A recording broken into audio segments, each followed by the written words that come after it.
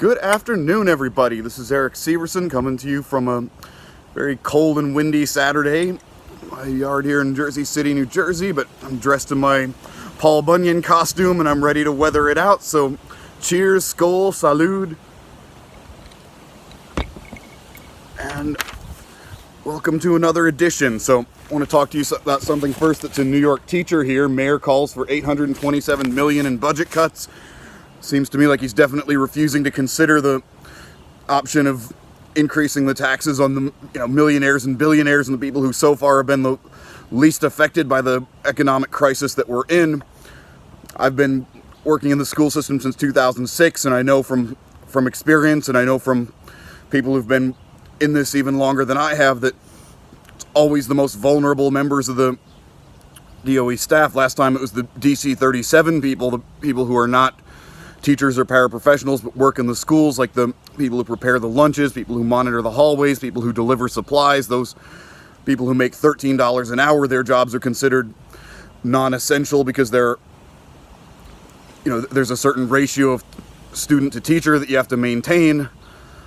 15-1 in special education, 34-1 in general education, which is way too many, but that's another matter. But because of that, you have to keep a certain number of teachers on staff, and teachers end up being in a little more privileged position, but it's the people who are already make the least who get cut first, and I'm worried that that's going to happen again, and we need to have our, keep up the letters and petitions and keep putting pressure on the mayor that, a lot of what he's already done with the way he's handled this crisis has, lost a lot of people's trust. I'm sure his approval ratings are going to be going down over the next few months. We need to, keep that pressure up and let him know, he wasn't presidential material. He's barely a mayor. Let's not let him get away with this stuff. Then turning on to Andrew Cuomo, I talked last time about him, inviting Bill Gates and bringing in people from the Gates Foundation to reimagine our schools.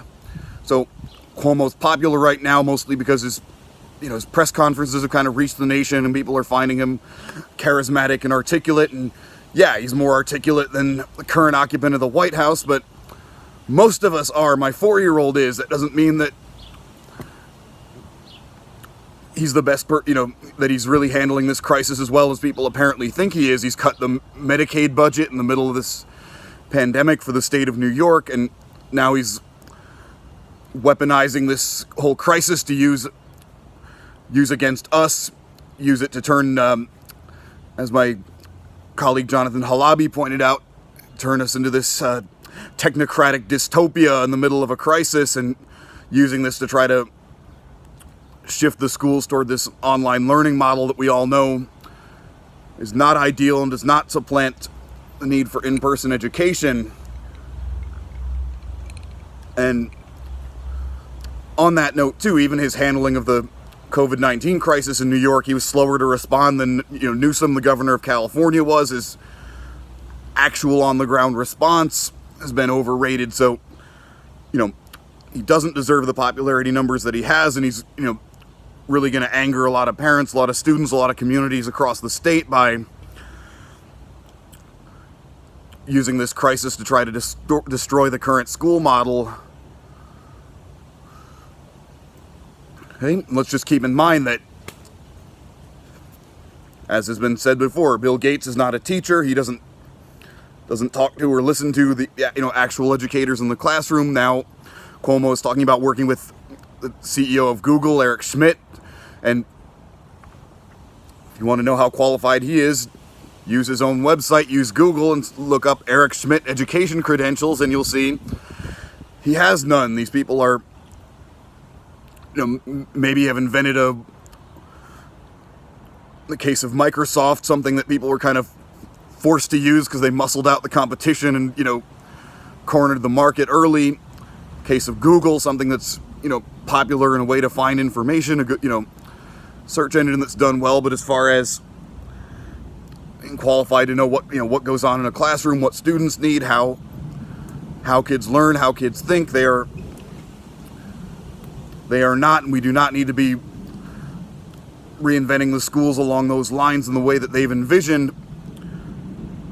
And let's be real here, a lot of this is going to be whatever's going to benefit Microsoft and Google, whatever's going to save the state money by just giving an excuse to just cut teachers and say, oh, we don't need you anymore, kids can just learn online.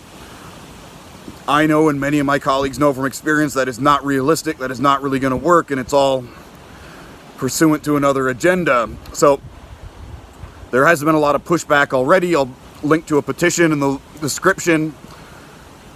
Say no to reimagining education, and there's already been a lot of pushback from the New York State Board of Regents, but let's not let Cuomo off easy. He's done this before, gone to war against teachers and made the whole tenure process more difficult and cumbersome, refused to allocate the money that the courts ordered him to allocate to New York City schools. So he's not our friend, he isn't on our side, and let's not let him off the hook this time either. So push back, fight back, solidarity with all teachers in the state of New York and everywhere else. Good day. Never stop fighting till the fight is done.